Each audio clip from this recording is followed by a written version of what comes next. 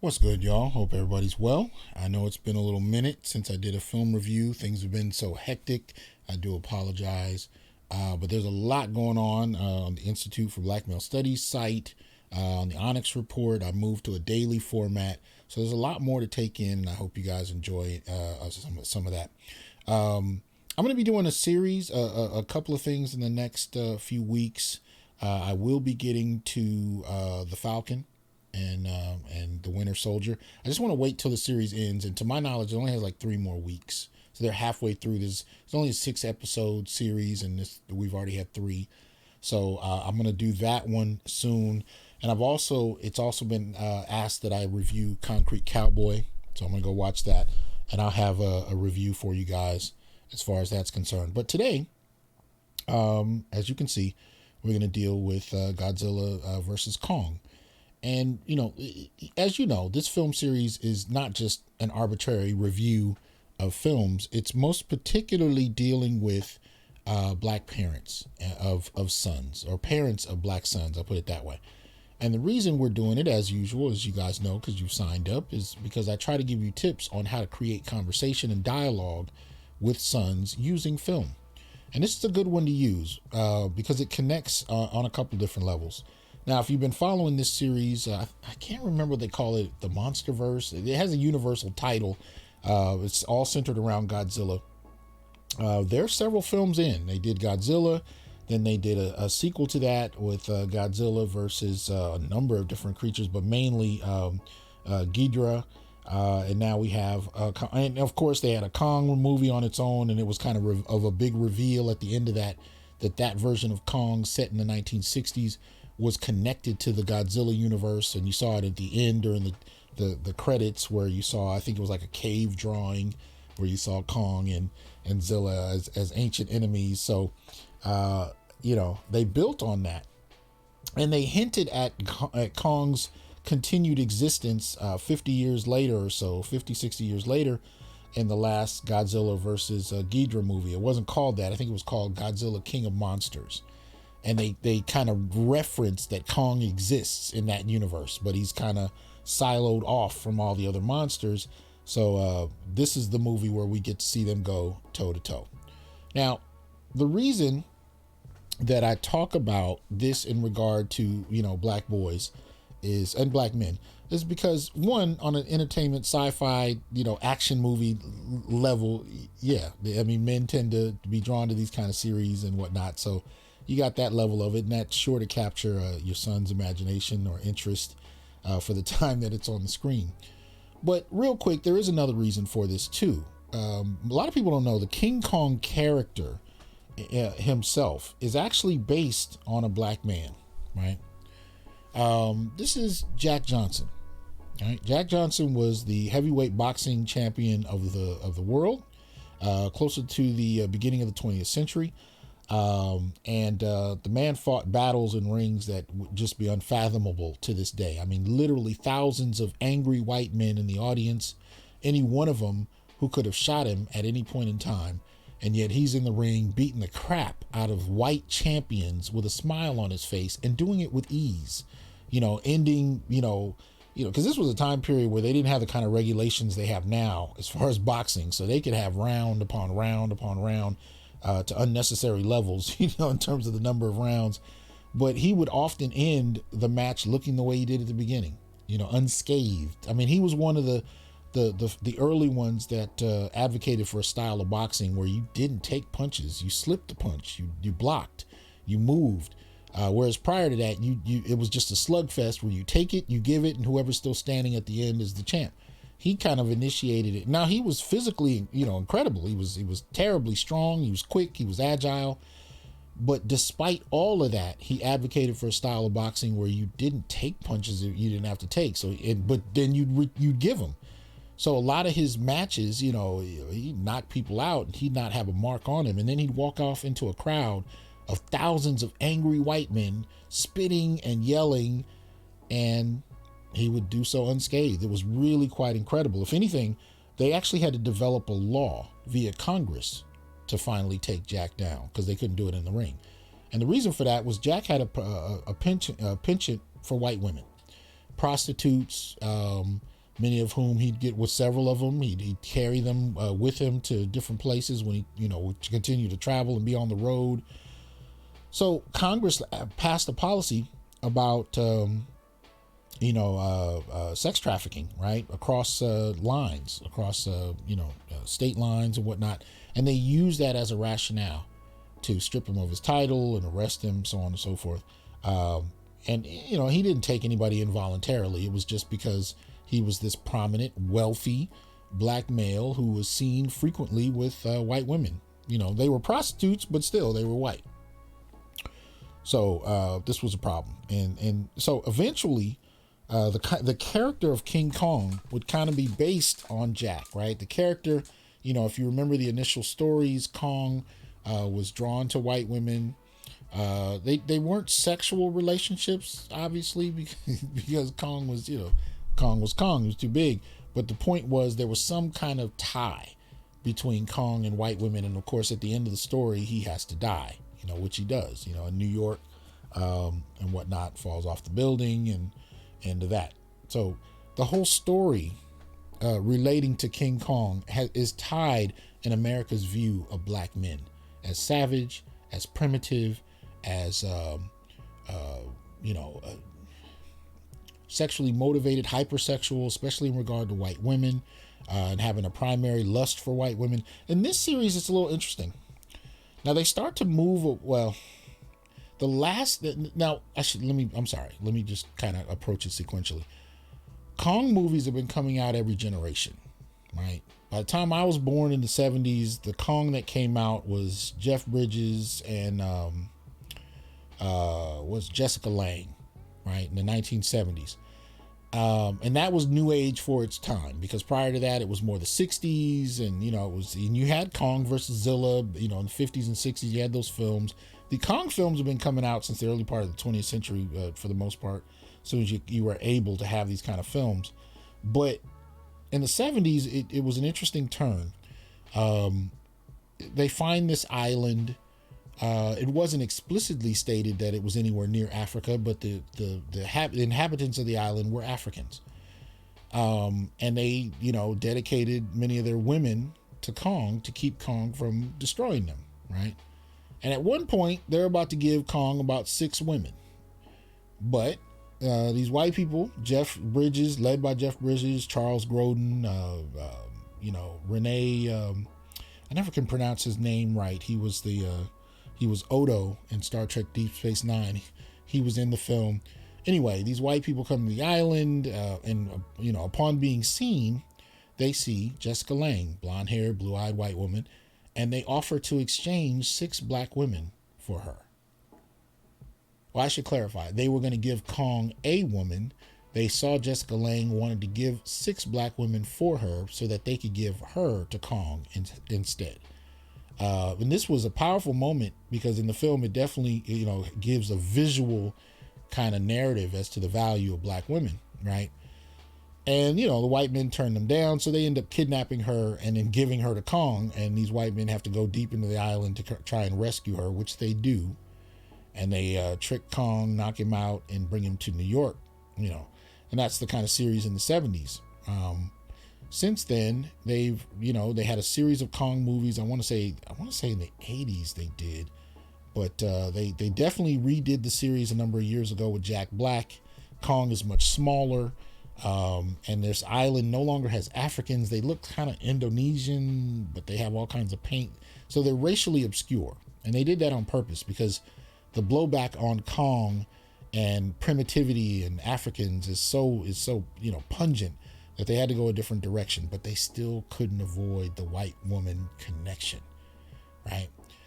In the latest series, in the last few years, when they finally showed Kong in the 1960s, no, this was 1940s. This was 1940s because it was during World War II, right? And it's at this time where they discover Kong. It's because an American soldier and a Japanese soldier crash land on the island during World War II, and they discover all of these Asian natives on the island, but the island itself has all of these, terrible creatures on it, and Kong is the king, even though he's still fairly young. He's technically a boy, but he's still huge, and the natives kind of worship him. and he kind of protects them. So there's this kind of Asian bit to it, but there's no there. There is a developing kind of connection between Kong and a white woman. I think this is the same white woman that ends up becoming Captain Marvel in the MCU, but it's not pursued. They only have one or two interactions. Kong saves her at a particular point, but he's not fawning all over her and trying to keep her to himself. He does rescue her, but it's not quite with the same kind of connection as before. In this latest series, they say that the inhabitants of the island are all dead. And now the only, living remnant of that group is a little Asian girl. And so she now has a relationship with Kong where, they kind of taught, she's deaf, right? So she can sign language, and they taught Kong sign language, but they didn't know they taught it to him because he didn't want to confirm that he understood it. But he does sign with the little girl. So there's this connection with this little Asian girl. But it's not, the fact that they made her a little girl, I think, was a purposeful attempt to break from the sexual, innuendo in regard to Kong and women, and white women in particular. So this relationship is not supposed to be sexual in any kind of way, but more paternal. And they removed the anti-black elements of it by bringing in a little Asian girl. And then, of course, the rest of the film is really about figuring out why Godzilla is tearing apart certain scientific, factories and laboratories, coming on land to do so, and then going back into the water. They discover this hidden empty Earth kind of theory is true. There are large portions of the Earth that these monsters go in and out of. A hollow Earth theory, I think, is what they refer to it as. And so there's this whole, world of creatures that are able to live in spaces that we didn't know existed. So it's a creative film. There's a lot of elements to it that I think are important. But in terms of talking to your sons, one of the things I wanted to, kind of outline is the connection between Kong, primitivity, hypersexuality, and black men via Jack Johnson. Having that conversation is important. Mainly that here you are in 2021, we still have Kong movies coming out, right? Celebrating the legacy of these kind of, negative portrayals of black men. And even though they've tried to divorce it from black men, the fact that it exists still connects us to it, that legacy. They don't talk about it, they ignore it, but it's still kind of there. And you can see in the last number of years, the treatment of black men in popular media, right? Those who are being killed by police officers, arrested in high numbers, so on and so forth, lets you know that the treatment and the perception of Kong is still very much alive and well in American society, right? There's a small part. There's one black male in the film. Now, in the prior films, they actually had Joe Morton playing a scientist, which is interesting. Matter of fact, in the last one where Godzilla is fighting Ghidorah, Joe Morton plays a scientist in that. And then you have, black woman who's kind of heading the military unit. They kind of have that. In this series, they kind of cut down on the number of black people present. And the one they have in this one, he plays kind of he's a YouTuber. He's a content creator. He's got a blog that deals with conspiracies. He's intelligent. He's just a little erratic. And so, he's the only real black presence in the film, but he's one of the leading characters, right? And so him and the young white girl who's popular on Stranger Things, and she kind of came into the Godzilla universe in the last film as one of the central protagonists. She returns in this one slightly older. She's still a teenager. But in both movies, she's kind of the moral compass of the film, and she kind of tells the adults where they're going wrong. And in this one, she has this strange connection. She enjoys this man's, conspiracy videos on YouTube or whatever. And so she has a connection to him. She believes him when nobody else does. Nobody else listens to him. Everybody thinks she's crazy when she brings him up. And she goes to find him, and she successfully does so. And she goes with her, this young man who was in the last Deadpool 2 movie. He starred in the Deadpool 2 movie with Ryan Reynolds, plays kind of an overweight a character, a bit racially ambiguous, but funny. And he plays a similar kind of character here. He's overweight, racially ambiguous, funny. He is the beta to her alpha, follows her around. They don't cover this, but he's the kind of character that would have a crush on her and she'd be his best friend, but she'd not see him as any kind of man she might want to entertain. Nevertheless, he follows her at every turn, and she kind of, leads him in a very predictable way. Nevertheless, she ties with this grown black man who's a widower. His wife apparently died in some kind of accident. They didn't go into great lengths about. And she mentions how romantic she thinks he is, but they don't necessarily explicitly say she has a crush on him or anything. He's erratic, he's funny, all of that kind of stuff. But in a way, it was still reminiscent of the old Kong, because he's a big dude, compared to her most especially. So even though they eliminated the primitivity and the black male white woman dynamic from actual Kong, from King Kong himself, they reintroduce it in this character, right? These two characters, the adult black man and this underage teenage white woman who follows his show, his podcast, and so befriends him, and then together they kind of unravel the mystery behind why Godzilla is destroying these labs and what's really being done.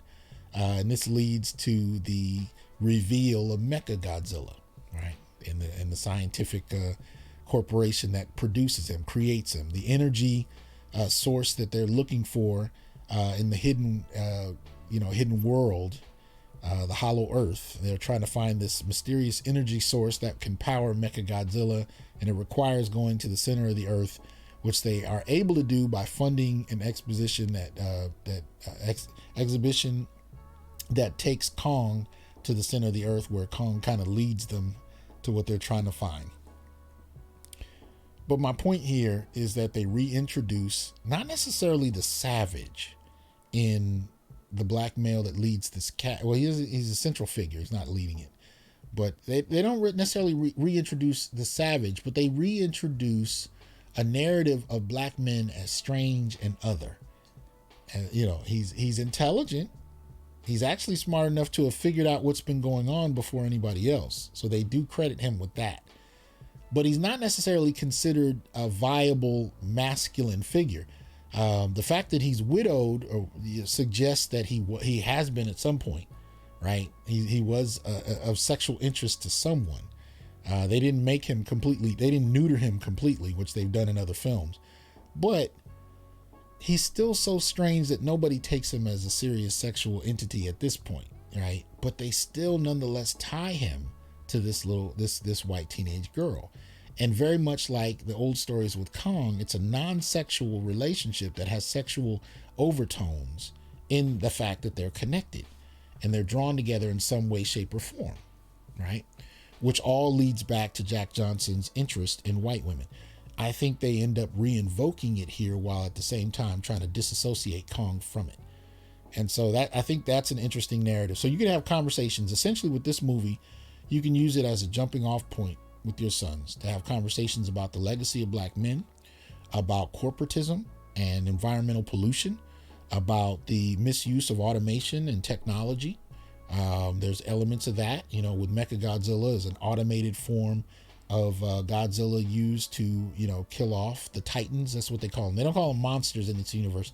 They call them Titans. And I think this whole series might be referred to as being part of the Titanverse or something along those lines.